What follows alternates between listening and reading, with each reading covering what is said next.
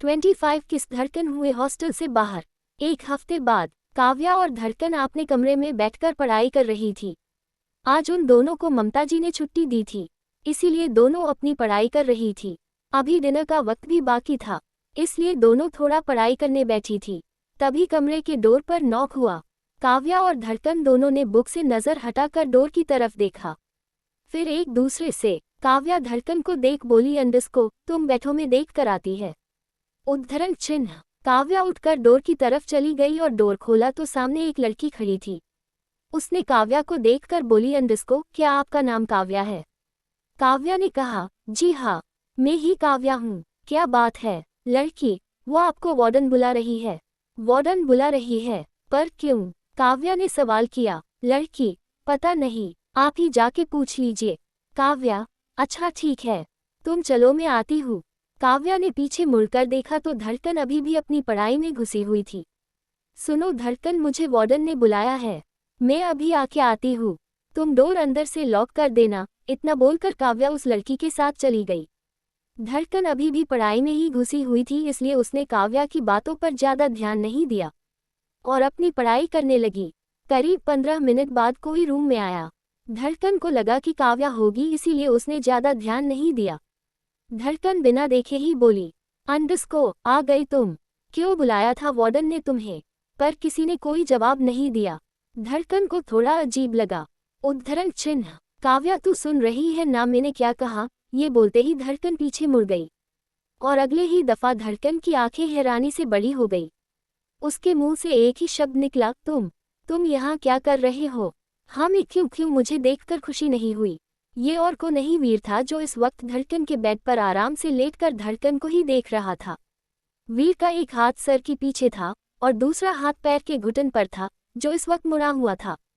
वीर के चेहरे पर ना दिखने वाली शैतानी मुस्कुराहट थी। वीर बेड से उठकर अपने कदम धड़कन की तरफ बढ़ा दिए थे। धड़कन वीर को करीब आता देखकर टेबल से लगकर खड़ी हो चुकी थी। धड़कन की नज़र एक तक वीर के चेहरे पर बनी थी। वीर धड़कन के बेहद करीब चला गया। वीर को बेहद करीब देख धड़कन घबराते हुए बोली, तुम हमारे कमरे में क्या कर रहे हो?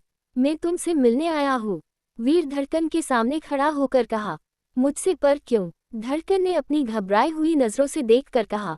वीर व्यंग से मुस्कुराया और बोला, अंडस्को इसलिए मुझे तुम्हें कुछ लौटाना है, वो भी सुध समेत। धड़कन सवालिया नज़रों से देख बोली, क्या लौटाना है? धड़कन की आंखों में डर पैदा होने लगा था और वो घबराए हुए नजरों से वीर को देख रही थी, जो इस वक्त धड़कन के डरे हुए चेहरे को देखकर वीर को कुछ अलग ही मजा आ रहा था।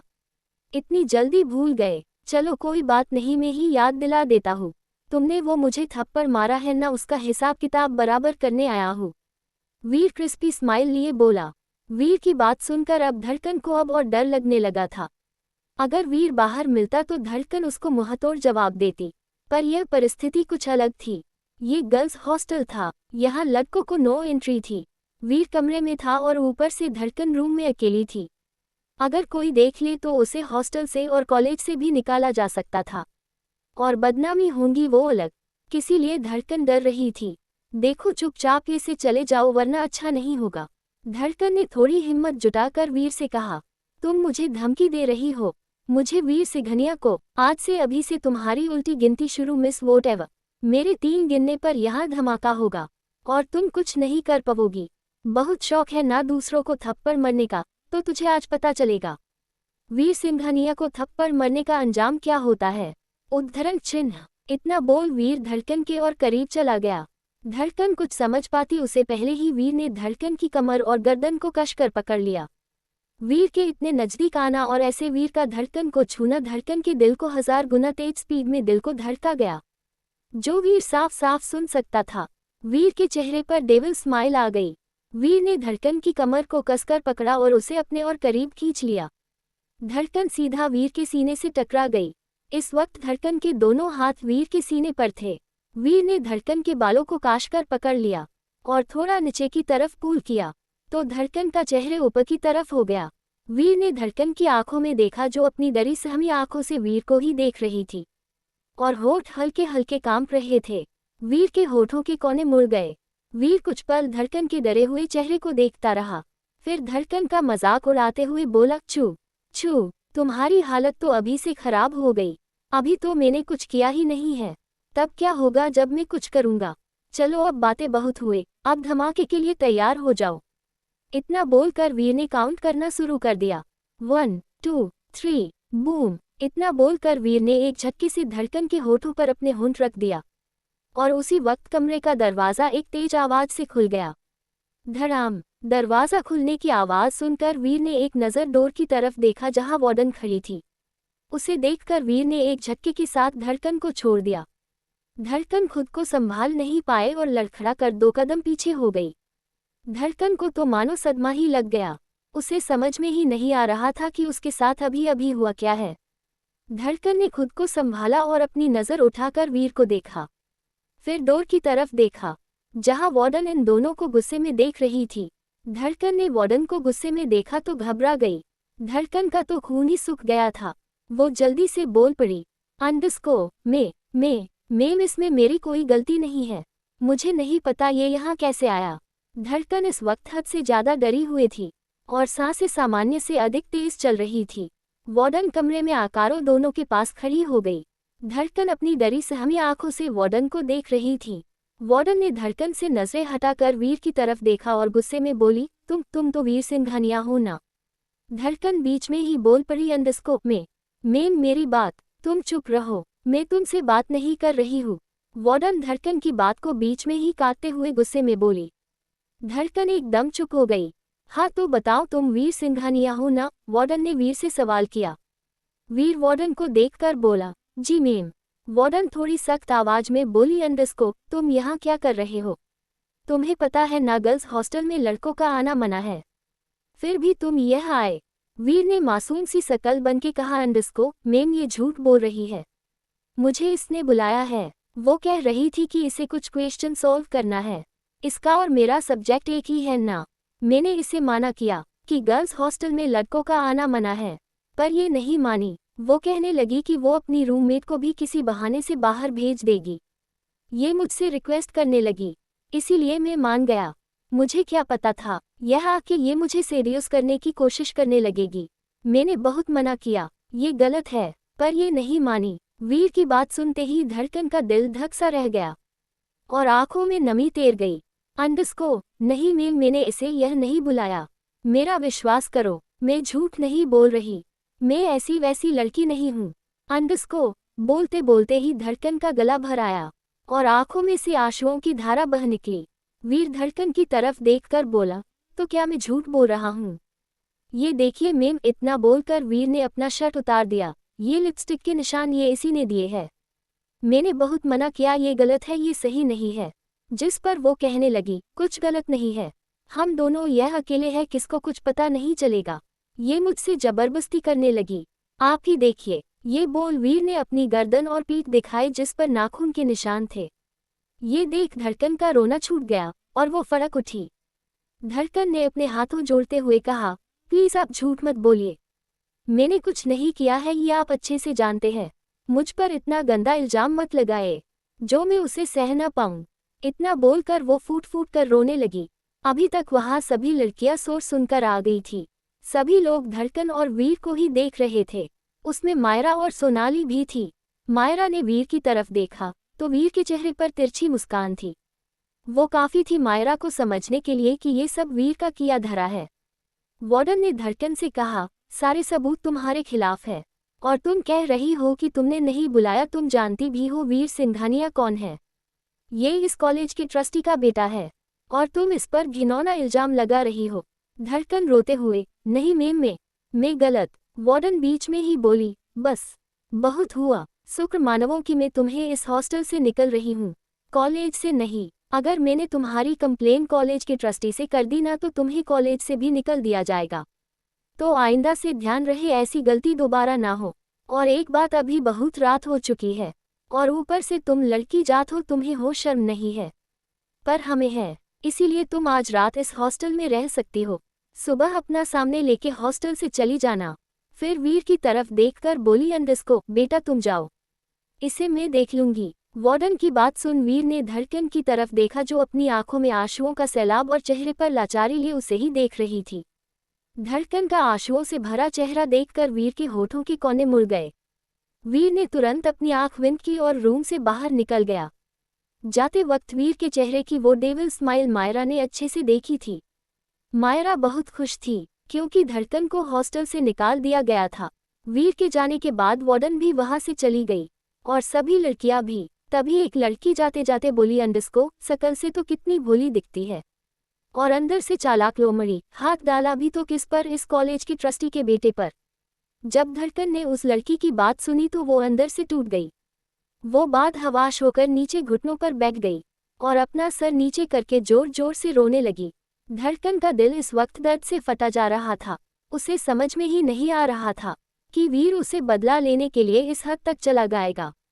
धड़कन की आंखें हद से ज्यादा लाल हो चुकी थी। करीब 10 मिनट बाद काव्या भागकर रूम में आई।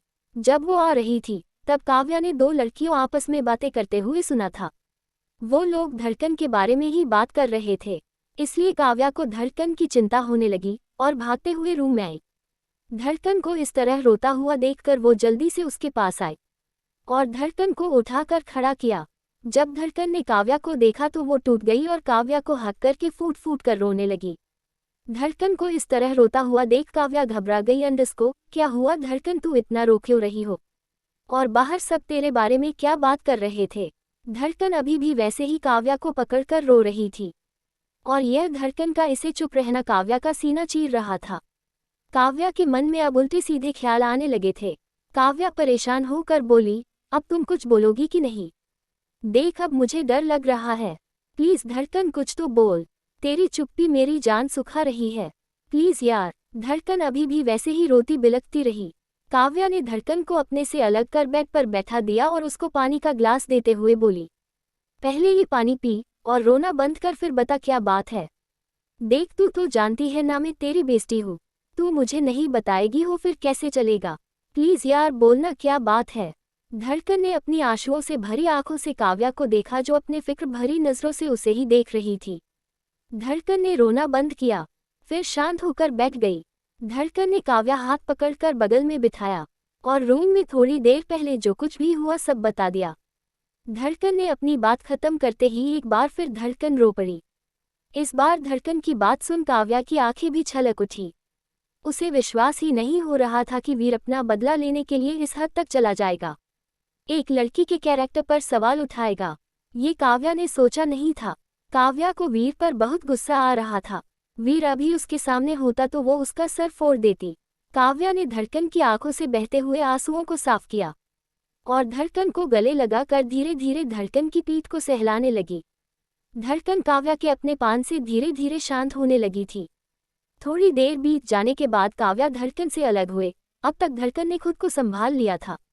काव्या धड़कन को देखते हुए बोली, आगे क्या करूंगी, कहाँ जाऊंगी, कुछ सोचा है? धड़कन शांत होकर बोली, अभी कुछ नहीं सोचा है काव्या।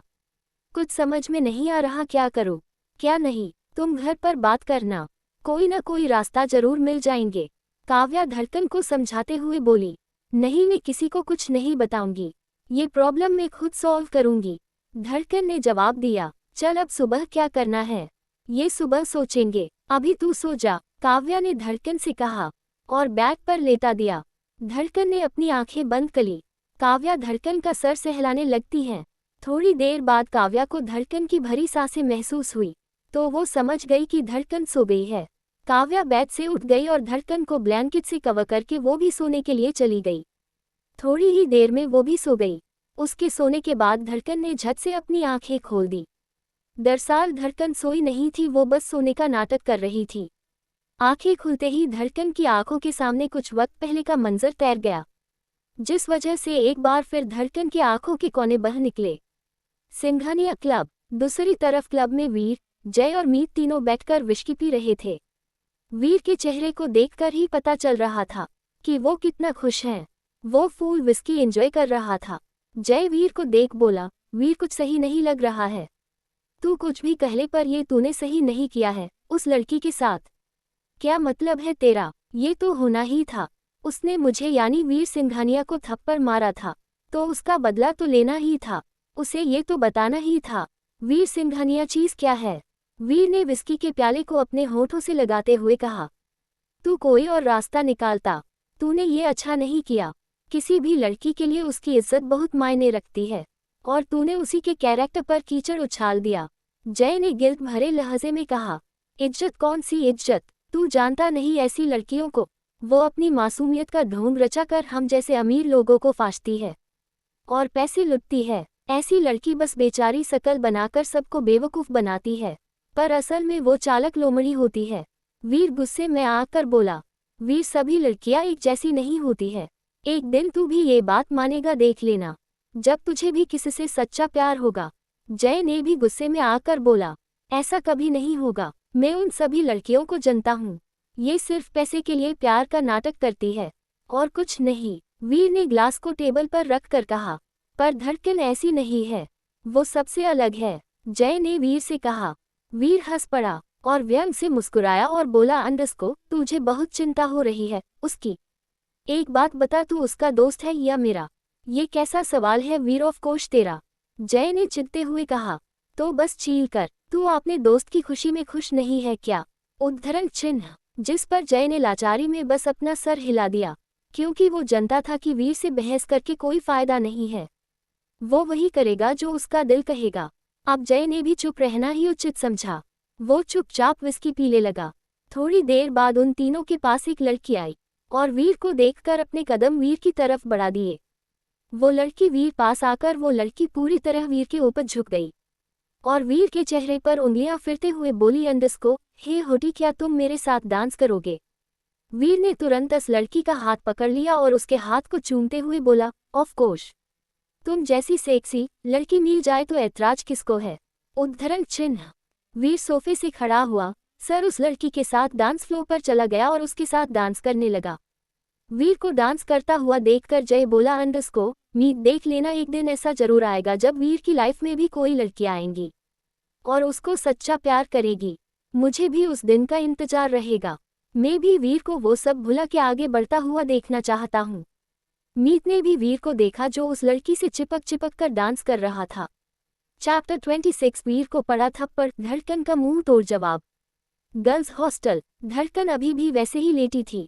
उसकी आंखों में नींद कोसों दूर थी। उसे समझ ही नहीं आ रहा था कि कल हॉस्टल छोड़ने पर वो कहाँ जाएंगी, क्या करेगी। अगर घर पर किसी को पता चल गया तो क्या जवाब देगी?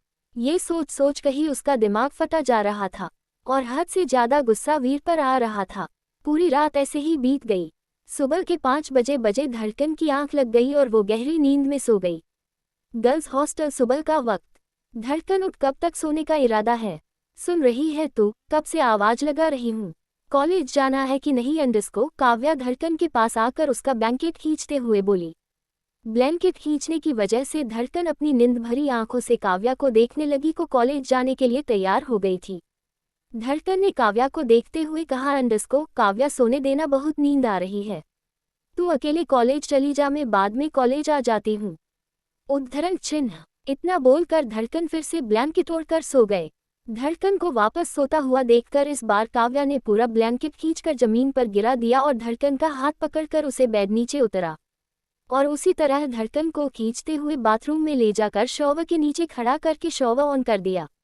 शॉवर ऑन करने के बाद काव्या ने बाथरूम से बाहर जाते हुए कहा, तुम्हारे पास 10 मिनट है, जल्दी से नहाकर आ जाओ। तुम्हारे कपड़े और जरूरी चीज सब मैंने पहले से ही बाथरूम में रखी है, तो जल्दी आ जा, कॉलेज के लिए देर हो रही है।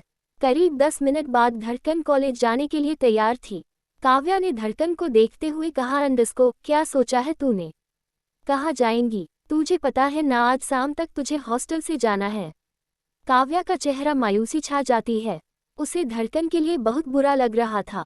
धड़कन ने काव्या के पास आते हुए बोली, जस्ट रिलैक्स काव्या, ऐसे उदास मत हो। अभी कुछ सोचा नहीं है। मैं सोच रही हूँ कि दोपहर को कोई रूम देखने जाती हूँ, कोई सस्ता मिल जाए और कॉलेज के पास भी हो। और हाँ, तुम भी मेरे साथ चल रही हो। आज हम कैफे नहीं जाएंगे, मैं आंटी से बात कर लूंगी। उद्धरण चिन्ह। पर धड़कन, तू पैसे का क्या करूंगी? कहाँ से लाएगी? तुम्हें जहाँ भी कमरा मिलेगा वहाँ तुझे पहले एडवांस देना पड़ेगा, और ये तो मुंबई शहर है, यह इतनी जल्दी कोई रूम मिलना इतना आसान भी नहीं है। तू समझ रही है ना मेरी बात? काव्या ने धड़कन के कंधे पर हाथ कर कहा। धड़कन हल्का सा मुस्कुरा दी और काव्या का हाथ पकड़कर बोली अंडस्को, ये सब छोड़, पहले तू कॉलेज चल। हम इसके बारे में बाद में बात करते हैं। और पैसे की चिंता तुम मत कर, मेरे पास कुछ सेविंग्स है, मैं उसमें से भर दूंगी और अगले महीने हमें सैलरी भी मिलेंगी। तो तू अब परेशान होना बंद कर, अब चल बाकी की बातें कॉलेज जाकर करेंगे। धड़कन ने काव्या को खींचते हुए कमरे से बाहर निकल जाती है। Singhania international college. आज जब दोनों कॉलेज गए तो सभी लड़कियां अजीब नजरों से धड़कन को देख रही थी। और वो क्यों देख रही थी, इसका कारण धड़कन को अच्छे से पता था। फिर भी धड़कन इन सारी लड़कियां को इग्नोर करके अपने कदम आगे बताते जा रही थी। तभी एक लड़की जो शायद उसी हॉस्टल में रहती थी, वो धड़कन की तरफ देखकर बोली अंडस्को, देखो इस लड़की को ना रंग है ना रूप, और फंसाने चली थी इस कॉलेज के सबसे अमीर और हैंडसम लड़के को। मुझे तो यकीन ही नहीं हो रहा, ये पढ़ाई के नाम पर ऐसा काम करती है। दूसरी लड़की ने भी उस लड़की की हाँ में हाँ मिलाते हुए बोली, अंडस्को, हाँ यार मैंने तो सुना था ये लड़की टॉपर है, अब समझ में आया ये ऐसा ही काम करके टॉप आई होगी। ना जाने कितने लड़कों के साथ ये लड़की सोई होगी। छी, मुझे तो सोच सोच कर ही अजीब लग रहा है। ये इतना बोलकर वो दोनों लड़की हंसने लगी। काव्या को उन लड़कियों पर बहुत गुस्सा आ रहा था। काव्या ने एक बार धड़कन को देखा। धड़कन के चेहरे से साफ पता चल रहा था कि वो उन लड़कियों की बात सुनकर कितना हट हो रही थी। अब धड़कन से रहा नहीं गया और उसकी आंखों से आंसू का एक कतरा बहकर गाल पर लुढ़क जाता है। काव्या धड़कन का दर्द अच्छे से समझ रही थी। वो धड़कन का हाथ पकड़कर आगे बढ़ गई। लगता है कल जो कुछ भी हुआ है वो सब इतनी जल्दी भूल गए, तभी तो आज मुंह उठाकर कॉलेज आ गई है। अगर याद होती तो कब का कॉलेज छोड़ दिया होता। ये आवाज़ सुनते ही काव्या और धड़कन ने एक साथ सर उठाकर ऊपर देखा तो सामने वीर और उसकी गैंग खड़ी थी। इस वक्त वीर और मायरा के चेहरे पर न बयां करने वाली खुश थी। सबसे ज्यादा खुश वीर और मायरा थे और ये बात मायरा ने बोली थी। मायरा को देखकर काव्या का गुस्सा बढ़ गया था और वो आगे बढ़कर मायरा को कुछ बोलती उसे पहले ही धड़कन ने काव्या का हाथ पकड़ लिया और अपना सर नामे हिला दिया। धड़कन ने एक बार फिर वीर को देखते ही धड़कन की आंखें नाम हो चुकी थी। धड़कन को इस तरह देखकर वीर के चेहरे पर मुस्कान आ जाती है। वीर अपने कदम आगे बढ़ाकर धड़कन के पास आकर खड़ा हो जाता है और अपने दोनों हाथों को पेंट की जेब में डालकर बड़े एटीट्यूड के साथ धड़कन की आंखों में देखते हुए बोला, कैसा लगा मेरा सरप्राइज? पसंद नहीं आया? फिर धड़कन को ऊपर से नीचे तक देखकर, क्या हुआ, तुम कुछ बोल क्यों नहीं रही? ऐसे तो बड़ी शेरनी बनी घूमती रहती हो, आज क्या हुआ? मुंह में जबान नहीं है क्या? या फिर सारी की सारी अकड़ निकल गई? वीर व्यंग से मुस्कुराया, फिर थोड़ा गुस्से में बोला, अंडस्को, तुम्हें क्या लगा था कि तुम मुझे वीर सिंघानिया को सबके सामने थप्पड़ मारोगी और मैं चुपचाप सब कुछ भूल जाऊंगा? ये तुम्हारी गलत फहमी थी। आज तक किसी ने मुझ पर हाथ नहीं उठाया, यहाँ तक कि मेरे मॉम डैड ने भी नहीं, और तुम कल की आई हुई लड़की ने मुझ पर हाथ उठाया, जिसका ना तो कोई क्लास है और ना कोई शकल। हाँ, ये बात अलग थी कि मुझे तुम्हें सबक सिखाने के लिए तेरे होठों को छूना पड़ा, वरना तुम जैसी लड़कियों को वीर अपने घर में नौकर भी न रखे, जो पता नहीं कितने का बिस्तर गर्म करती हो। वीर की बात खत्म होते ही एक चटाक की आवाज वहां गूंज उठी और वीर का चेहरा एक तरफ घूम चुका था। ये थप्पड़ धड़कन ने वीर को मारा था, क्योंकि वीर के गंदे लफ्ज ने धड़कन की सब्र का बांध तोड़ दिया था। धड़कन अपनी अपनी लाल हो चुकी आंखों से वीर को देख रही थी। वीर ने तुरंत अपना चेहरा धड़कन की तरफ घुमाया और अपनी लाल हो चुकी आंखों में धड़कन के लिए नफरत का सैलाब लिए धड़कन को देखने लगता है। वीर ने अपनी उंगली दिखाकर जैसे ही धड़कन को कुछ कहना चाहा कि फिर से वहां चटाक चटक चटाक चटाक चटाक चटाक की आवाज गूंज उठी थी। धड़कन ने इस बार वीर के गालों पर थप्पड़ की बरसात कर दी थी। धड़कन इस वक्त गुस्से में कांप रही थी और वीर का चेहरा बेहद भयानक रूप ले चुका था, पर धड़कन को इस चीज से कुछ ज्यादा फर्क नहीं पड़ा था। इस वक्त दोनों एक दूसरे की आंखों में अपने लिए नफरत साफ साफ देख रहे थे। वीर आगे बढ़कर धड़कन को कुछ कहता उससे पहले ही धड़कन ने उसका कॉलर पकड़ लिया और गुस्से में आंखों में आंखें डालकर बोली, मिस्टर वीर सिंघानिया, सॉरी सॉरी सॉरी, आज से सिर्फ मिस्टर सिंघानिया, क्योंकि मुझे तुम्हारे नाम से भी नफरत है। तो मिस्टर सिंघानिया, ये बार बार क्या लगा रखा है? हाँ, तुम जैसी लड़की क्या जानते हो मेरे बारे में? क्या मैंने कोई कीमती चीज चुराई है तुम्हारी? या फिर तुम्हारे पैसे, या फिर मुझे किसी लड़के के साथ सोता हुआ देखा है? जो तुम बार बार मेरे कैरेक्टर पर सवाल उठा रहे हो। फिर वीर का कलर छोड़कर अंडरस्को मुझ पर उंगली उठाने से पहले अपनी गिरेबान में झांक कर देखो। तुम क्या हो, तुम्हारा कैरेक्टर क्या है? सब जानती हूँ मैं तुम्हारे बारे में। जो लड़कियों को कपड़े की तरह बदलता है, जो हर रात एक नई लड़की के साथ सोता है, ये पूरी मुंबई जिसे प्ले बॉय के नाम से जानती है। वो वीर सिंघानिया मेरे कैरेक्टर पर सवाल उठा रहा है। मैंने नहीं कहा था मेरे होठों को आके छुओ। तुम खुद इतना नीचे तक गिर गए थे मुझे हॉस्टल से निकलवाने में। तुम खुद मेरे करीब आए थे, मैं तुम्हारे करीब नहीं आई थी। तो कान खोल कर सुन लो मिस्टर सिंघानिया, अगर तुम इस दुनिया के आखिरी मर्द भी होते ना तो तुम्हें देखना तो दूर, तुम्हारी तरफ थूकना भी पसंद नहीं करूंगी, क्योंकि दुनिया में सबसे ज्यादा नफरत मैं तुमसे करती हूँ mister Singhania. I hate you mister Singhania, I hate you. धड़कन की बात सुन वीर के साथ साथ मीत, जय, मायरा और सोनाली भी शौक होकर धड़कन को देखने लगे। यहाँ तक कि काव्या भी। इतना सब कुछ होने के बाद किसी को भी उम्मीद नहीं थी कि धड़कन इस तरह वीर को जवाब देगी। धड़कन ने लाल आंखों से सबको देखा और काव्या का हाथ पकड़कर बोली, चल काव्या, हमें देर हो रही है। काव्या ने एक बार फिर सबकी तरफ देखा और उसकी आंखें जय पर जाके रुक गई। काव्या को इस तरह देखता पाकर जय अपनी नज़र चुराने लगता है। काव्या को जय के इस बिहेवियर से इतना तो समझ में आ गया कि जय को ये सब पहले से ही पता था। अब काव्या को जय पर और गुस्सा आ रहा था। धड़कन और काव्या अभी तक वहां से जा चुकी थी, पर वीर अभी भी अपनी जगह पर खड़ा था। उसे तो जैसे सदमा ही लग गया था। वो धड़कन को अंदर तक तोड़ना चाहता था, ताकि आगे जाकर धड़कन कभी वीर से पंगा लेना तो दूर उसके सामने खड़ी होने की हिम्मत भी ना करे। पर ये तो उसकी सोच से बिल्कुल उल्टा हुआ। वीर ने कभी सोचा नहीं था इतना सब कुछ होने के बाद भी धड़कन वीर को ऐसा जवाब देंगी। वीर ने एक नज़र उधर देखा जहां से धड़कन गई थी, फिर गुस्से से अपनी हाथों की मुट्ठी भींच ली, जिसकी वजह से उसकी हाथों की नसें उभर आई। वीर ने अपनी आंखें कसकर बंद कर ली, जैसे वो अपने आप को शांत करने को कोशिश कर रहा हो। जब वीर का गुस्सा शांत नहीं हुआ तो वो वहां से अपनी कार लेके फुल स्पीड में कॉलेज से निकल गया। उसको गुस्से में जाता देख जय और मीत भी उसके पीछे भागते हुए अपनी कार लेके निकल गए, क्योंकि इन दोनों को पता था वीर गुस्से में अपने आप को ही नुकसान पहुंचाता था। मायरा और सोनाली उन सबको जाता हुआ देखती रह गई।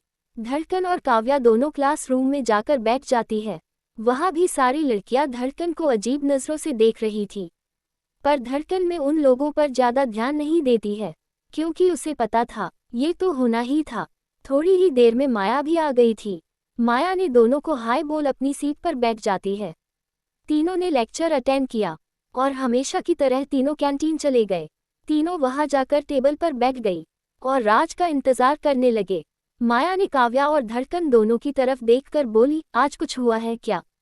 मैं जब सुबह कॉलेज आई तो सभी लड़कियां ग्रुप बनाकर बातें कर रही थी। मुझे कुछ अजीब लगा, पर मैंने ज्यादा ध्यान नहीं दिया। माया की बात सुन धड़कन और काव्या दोनों एक दूसरे को देखने लगे। उन दोनों को समझ में नहीं आ रहा था कि वो माया को क्या जवाब दे। उतनी देर में राज भी वहां आ गया था और धड़कन की बगल वाली सीट पर बैठ जाता है। राज ने एक बार प्यार से धड़कन को देखा, फिर बोला, क्या बातें हो रही है तू तीनों के बीच, और अभी तक नाश्ता ऑर्डर किया कि नहीं? जिस पर धड़कन ने अपना सरनामे हिला दिया तो राज मुस्कुराकर बोला, अंडरस्को, मैं अभी नाश्ता ऑर्डर करके आता हूँ। इतना बोल वो उठ के चला गया। उसके जाने के बाद माया ने फिर सवाल किया, अंडरस्को, बोलो ना काव्या, कोई बात है क्या? काव्या ने धड़कन को देखा तो धड़कन ने अपनी पलक झपकाते हुए इशारा करती है। काव्या माया को बताने लगती है। माया जैसे जैसे काव्या की बात सुन रही थी, वैसे वैसे माया की आंखें हैरानी से बड़ी होती जा रही थी कि तभी पीछे से आवाज आई, मैं इस वीर सिंघानिया को छोड़ूंगा नहीं। बस बहुत हुआ, बहुत कर ली आपने मनमानी।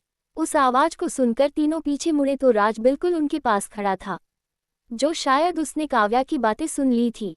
राज घूर घूर कर माया को ही देख रहा था।